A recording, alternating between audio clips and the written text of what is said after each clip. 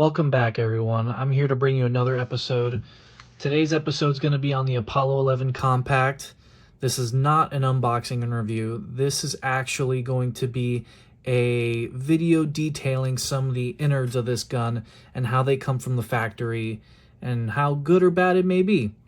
Additionally, I'm going to be talking about some possible upgrades to this gun here in the future. What's going to work, what's not going to work, what's going to need some fitting, what you may need to send to the gunsmith. We're going to go ahead and dive into all of it here shortly. I also want to let you guys know that I will be coming out with a 500 and 1,000 round review of this gun. That way you guys can get kind of an idea of how reliable it is and whether this is something you guys should go out and buy and possibly put into your rotation. So let's go ahead and get right into it. Continuing on, I wanted to note that I threw a Holosun EPS full size on here with the solar. And if you notice, maybe if I can, there you go. I do co-witness very well that shelf of the dot sits below the actual view window of the irons. So I get my irons perfectly, and then the dot itself, I typically hover it right above that front sight to shoot. It's essentially a 15-yard zero. Pretty good zero in my opinion, no issues there.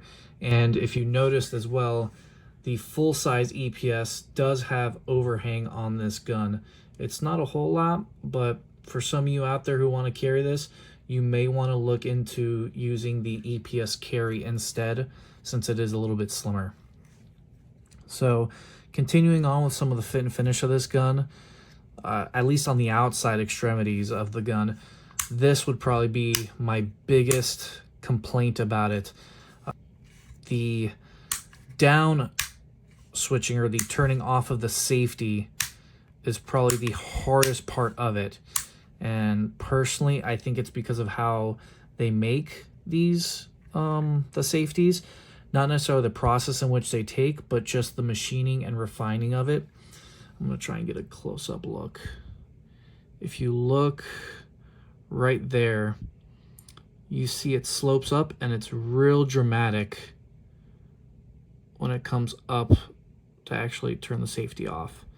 Let me see if I can get it in between.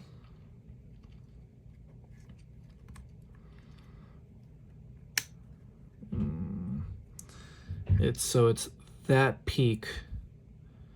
It's that peak there that I'm pointing out that is, I believe, the main culprit to it, because it's only when I'm turning the safety off that I really, I wouldn't say struggle, but it's stiff. It's very stiff compared to switching the safety on, as well as a lot of the other 2011s and 1911s I've felt. So it's not necessarily a bad thing on them. It would just be more so a design change that I would make in the future. Besides that, it's sprung pretty well, and the rest of the safety is very smooth. The grip safety itself has been reliable 100%. I haven't had any issues with it activating or not activating. And then same thing with the trigger. Trigger right out the box was solid, running at 3.5 to 4 pounds like I mentioned in the previous video. And I have not had any issues with it hanging up anywhere. I believe that is something that they did improve on from the 5-inch Apollo 11 back when it first released. So yeah, it's pretty smooth there. I have no complaints. Now I would say we go ahead and dive into the insides of the gun. So bear with me, I'll go ahead and tear this down, and I'll probably even walk you through some of the parts as I take them out myself. So starting out with the slide lock.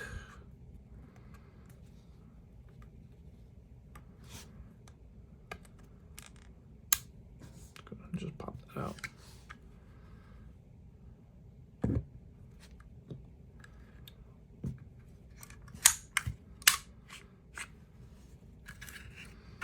That is stiff. That is stiff finish still.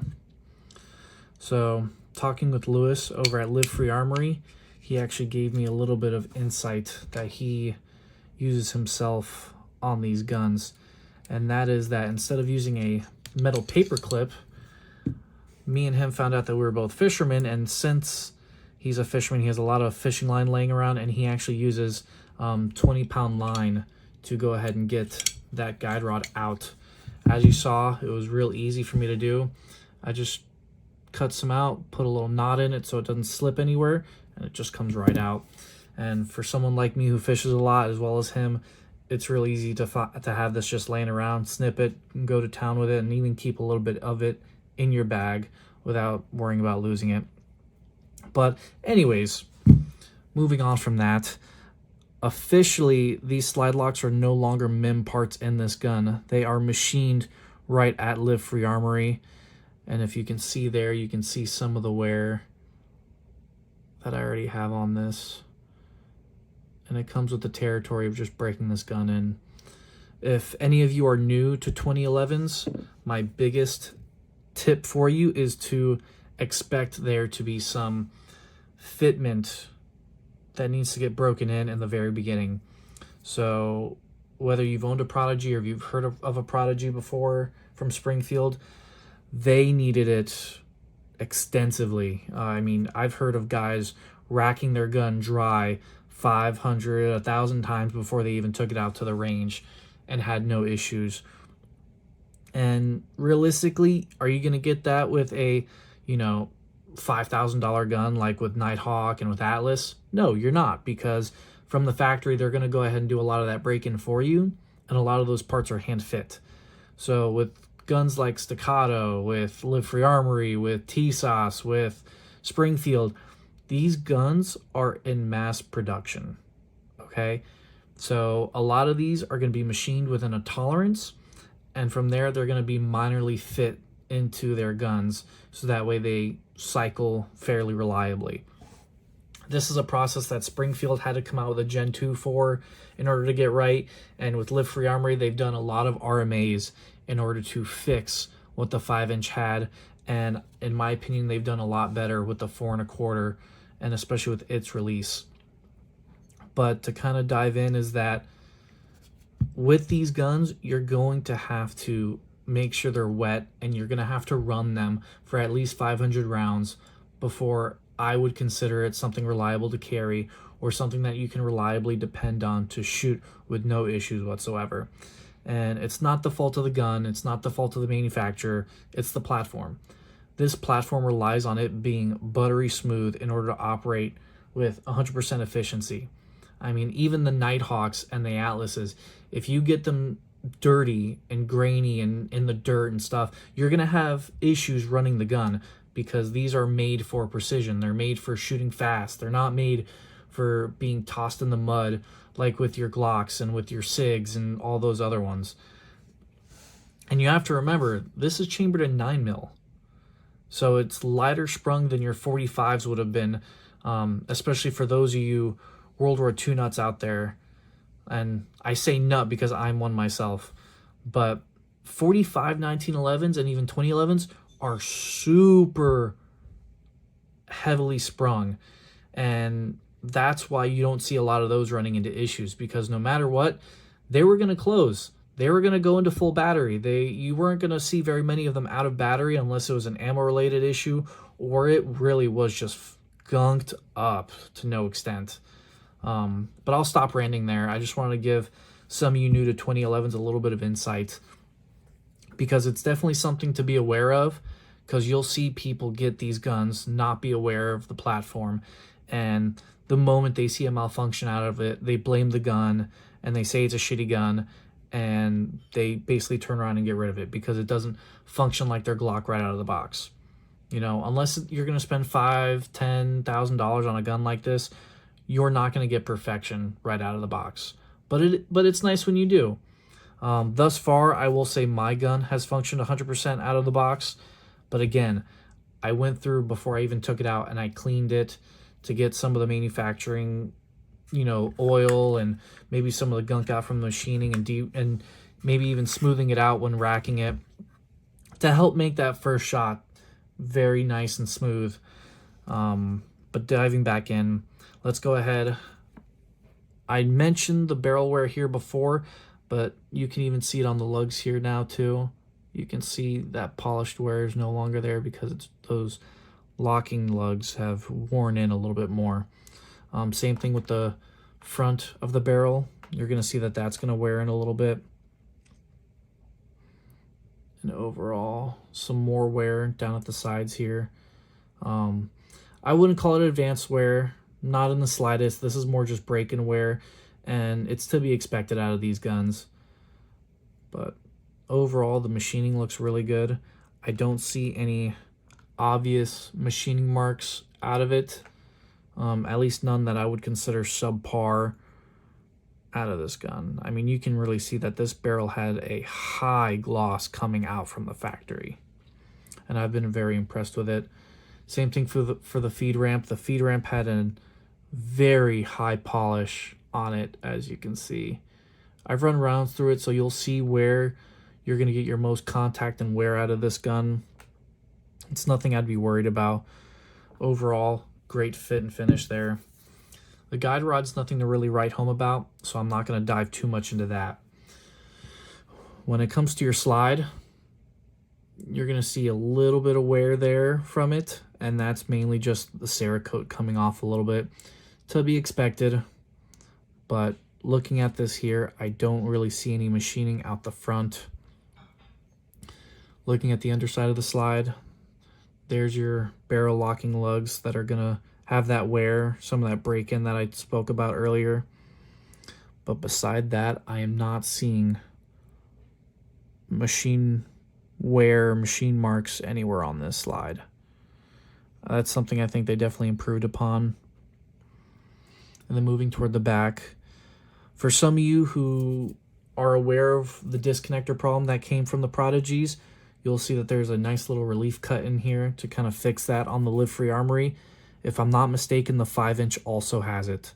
I didn't have any issue with the disconnector on the 4 1/4 or on my 5-inch. So I'm happy to see that live-free Armory took some notes from Springfield. Just kind of showing you guys some more of the wear that I'm seeing so far out of this gun. And then nothing really to show from the back. But overall, really solid on the slide. I'm happy with it, especially with the Cerakote work as well. I'm pretty happy with. No complaints there. Moving on to the lower half on the frame here, you will see some of the shine coming through from the Cerakote here. And you saw just how little wobble there was. So you can tell that Live Free Armor really went for a tight tolerance, but hopefully a reliable tolerance in the long run when it comes to long-term testing on this gun. Depending on the popularity of these videos I'm putting out, maybe I'll put out a 5,000 round review or any extended long-term reviews on it. So just kind of looking over the gun. A lot of this is just impact wear from the gun cycling and running normally. Nothing is really advanced on this. Nothing is really concerning me when it comes to the wear that I'm seeing on this gun. Nice and smooth on the disconnector. So I can't remember if I mentioned this before, but the grip module does have quite a bit of a gap here. Realistically, it hasn't done anything functionally for me yet. I'm not noticing a whole lot of grime and gunk getting in there, nor is it affecting the operation of the gun in any way negatively or positively. So I wouldn't really worry about it. Eventually, this gun is going to get a grip swap, and that's something I'm actually going to be diving into next. So, future plans for this gun. Where are we going to take it? What are we going to see for this gun later on in other videos? So, I think to start, I will be changing out this grip module. My plan is to throw a Staccato C2 grip on it, either Gen 1, Gen 2, doesn't really matter to me, but just something shorter so that way I can eventually put this in the carry rotation. Who knows, maybe I'll go ahead and get an STI tree bark grip. We'll see. I'm not too sure yet.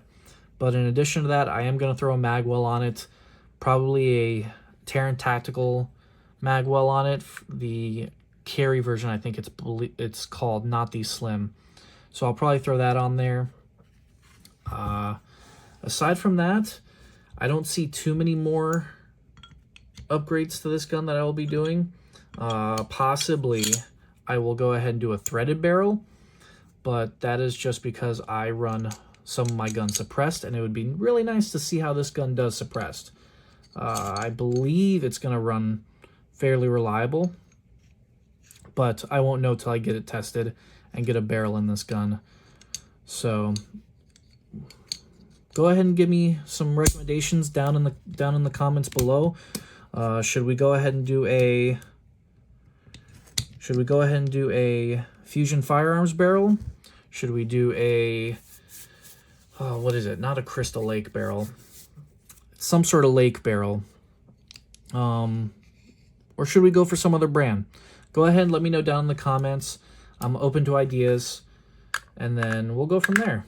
I think it'd be really cool to see this gun suppressed, see how it runs suppressed. I know not a whole lot of guys out there run their 2011 suppressed. However, the T-Sauce 2011 did just come out recently. I believe it's the Night Stalker. That's what they call it. And that one comes with a threaded barrel straight from the factory. And I think it's pretty cool. I'm not a huge fan of the color, but the gun itself I'm pretty interested in. And I do think it would be cool to get a threaded barrel for the gun and just see how it goes from there. Aside from that, I don't really see a whole lot of changes with this gun. Maybe in the future, I will throw on some Atlas Ambi high ride shielded safeties on this gun just to help me get a little bit better of a but better angle and better grip when I'm shooting this gun to go for those faster follow-up shots. I may do a Triarch extended slide release, but aside from that, there's not a whole lot I'm really going to be looking to change on the gun. I'm happy with the trigger. It may just get tuned to be a little bit lighter. Ambi safeties are possibly going to get swapped out. Slide lock, grip safety I don't see getting swapped out. Hammer I don't see getting swapped out. Just an overall great gun, guys. I'm pretty happy with it thus far. And like I said, I will be coming out with a 500 round review for you and even a 1,000 round review so you can see if this is worth it to you. So I appreciate you guys tuning in and watching. I look forward to giving you guys another video here shortly. Enjoy, guys.